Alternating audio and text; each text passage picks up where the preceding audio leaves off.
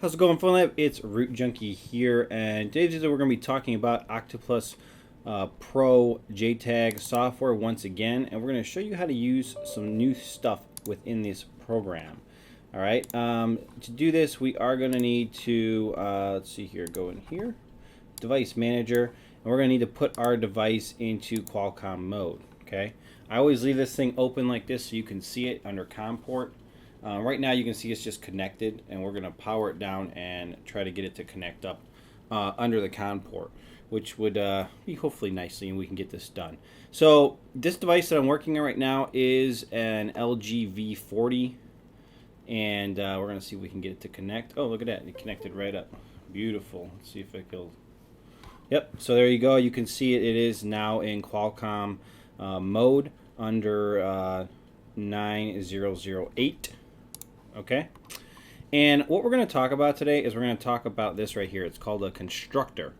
All right, so if you see over here and you go into LG devices and then you pick your device, right, this is actually a .srf, which is a specific extension for Octoplus, but it's basically a compilation of a lot of different things on the device, partitions, the QD loader that you need, all those kind of things, so you can flash this exact device. Okay, so if we come down here to constructor and we click on this, we can actually go ahead and connect to this device and build our own our SRF file. Okay, so we're going to go to connect.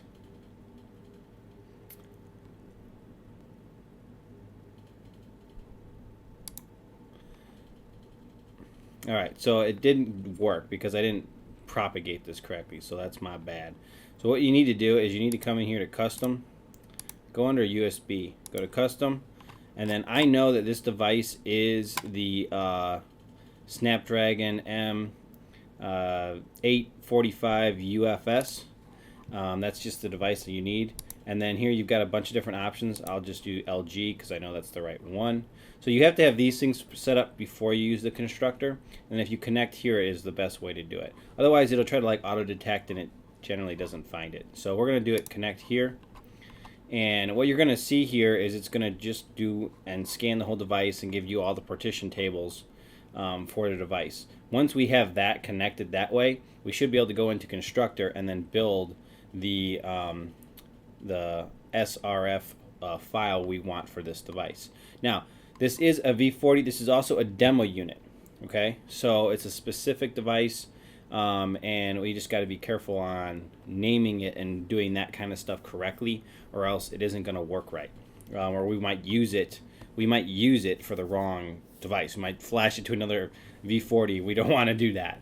So just really important. It's also important to know, if you don't know what your Qualcomm core or your chipset is right here, then you just need to do a Google search. That's generally the easiest way to do it. Just type in your device, like I have an LG V40, and do the chipset, and then find the chipset identification online. Phone Arena and some other places like that are generally pretty good for figuring that stuff out. Okay, so here's the partition tables and all the partitions.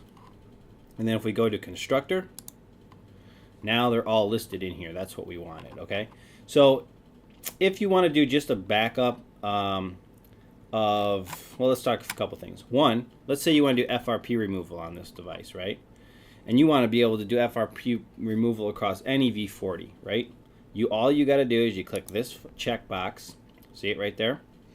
That is the FRP partition. Now, as long as this device currently, right now, in the state it is right now, is not FRP tripped or FRP locked, or has a Google account signed in and a password, all those things, it's factory set clean, you can create an FRP partition that is clean, and you can flash it to any V40, and it'll remove FRP. So it's pretty nice, okay?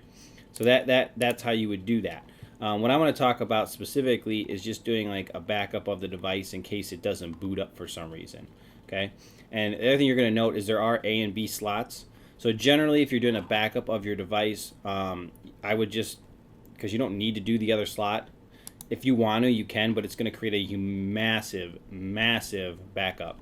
You could actually back up everything. You could check every single box. It'll back every partition, but you're going to have a 60 gig SRF file. We don't really want that. So I'm going to do vendor. The most important ones for getting the device to boot, if you're having problems with that, is vendor, system, and then obviously boot if we can find it. Boot, boot, boot. I think I just saw it. Where did it go? Boot. If you don't know what like the name of a certain partition is, like you're like, what is ABL, right? Well, I know ABL is actually where the bootloader unlock or lock is stored within the bootloader.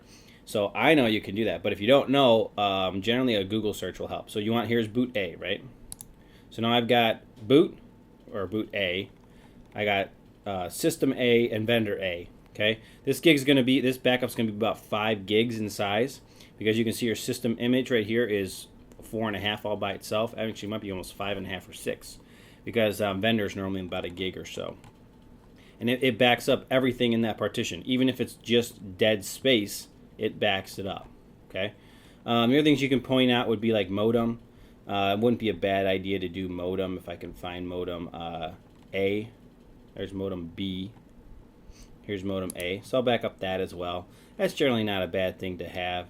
The other things you can see, like I said, you showed you FRP. The other thing that probably would be a good one would be LAF. Okay, LAF is actually download mode.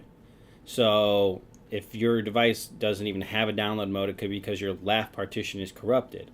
So you could actually easily back up that LAF partition right here, LAF A, right? And you know, like I said, you don't need B technically, as long as you know how to change in fastboot, how to change to partition A or B. Now, if you're doing LAF, since it's such a small file, you can see it's tiny. I would probably also do LAF B. That way, regardless of what system slot you're on, it will boot into download mode. So I think that's what we're going to pick. We'll do FRP2 just because it gives us another option. Okay, so that's all I'm picking off of here. You can do a lot more. You just need to know what your specific partition is doing, and if you want to have that backup or not, it's totally up to you. Okay. So from here, I'm going to type in my author, and the author I'm going to put down is just root junkie.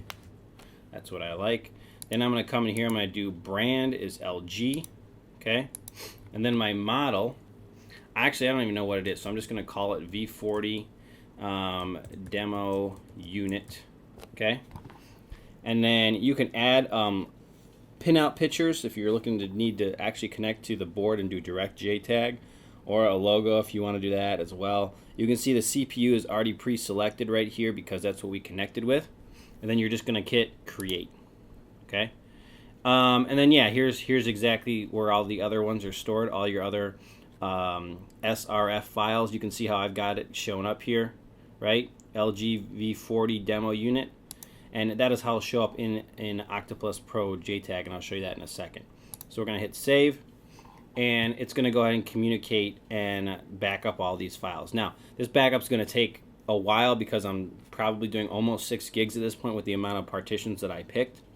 The one partition I would tell you never to choose is actually the user data partition. It's normally huge. Like in here on this one, it's like 12 gigs, and there's no reason to back it up. You can always wipe it. There's literally no reason, unless you're trying to extract the data and recover somebody's data off their user partition without wiping the device, because you can do that through this. It may be encrypted, it may not be, but if you can get into Qualcomm mode like this, you can easily pull that user data partition and then look at it. So just some other information, maybe pictures you want to recover, things like that. But if it's encrypted, you'll have to then deal with an encryption. So let's let this finish, and once it's done the backup here, and we've done the constructor and we've created our file, I'm going to show you the file and show you how it functions. Alright, so while we let this thing continue, just a couple things to point out. So you can see right here what partition it's reading. You can also see that right here in the tool. You can see the speed that it's reading right there. You can see the total size and how much is currently pulled, and you can see the estimated time to finish. So if you look back right when I started, when I last cut it, you will see how long it had took totally, or what their estimate was of time to finish. So right here it's wrapping up, so it's pulling modem, pulling boot. Let's see what else it pulls. Probably boot B. Oh, there's LAF A. Let's see if it does LAF B right there, and FRP. and it says constructor work successfully completed.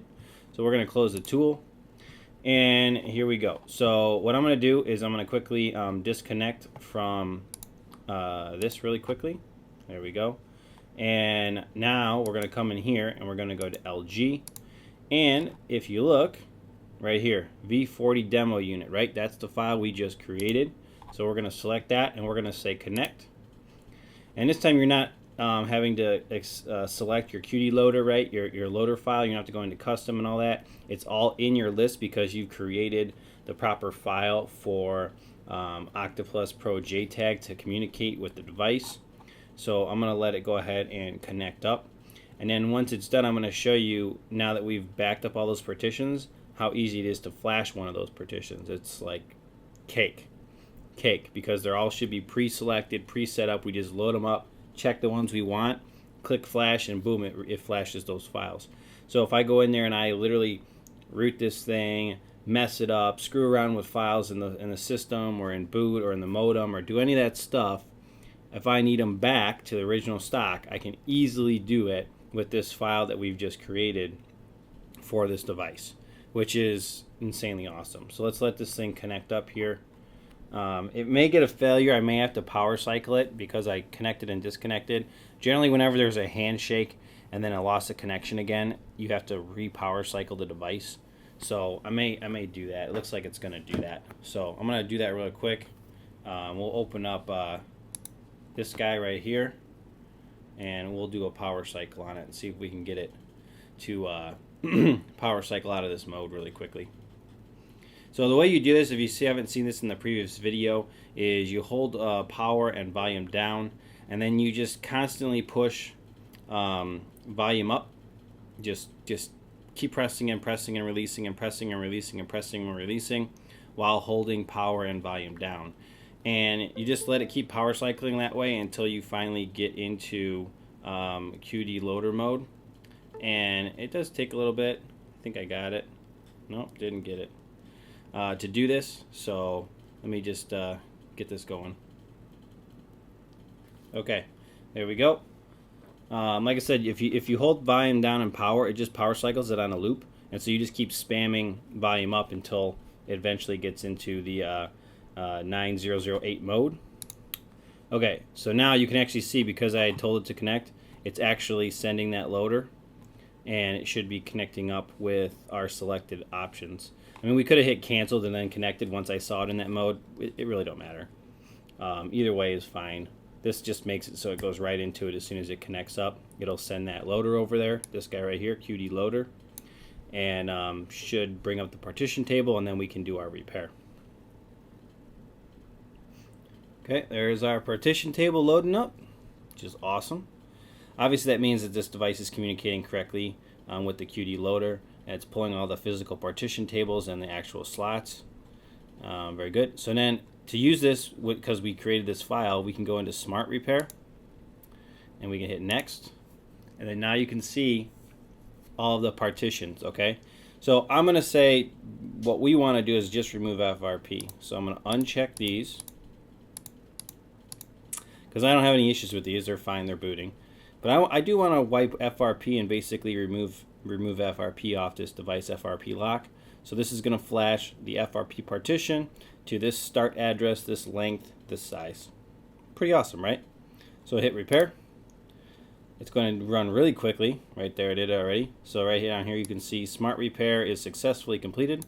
It wrote that partition to the device. Now if you're writing like system, which is 5 gigs almost, then it's obviously going to take a while. It's not going to write that quickly, but this thing's so small it wrote it instantly. Now the one thing that doesn't happen is the device does not reboot. It still stays in QD loader mode, and to get out of that on any of these, you just hold volume down and power, because just like on any Android device, volume down and power held long enough will power cycle it, and this will boot it out of Qualcomm mode and back into Android, and in this case back into Android with FRP removed. So you can see it just booted out, and we can minimize that down. And obviously it's disconnected up here. You can see it down here in the log as well. That's it. Now you know how to use a constructor within Octoplus Pro Jtag.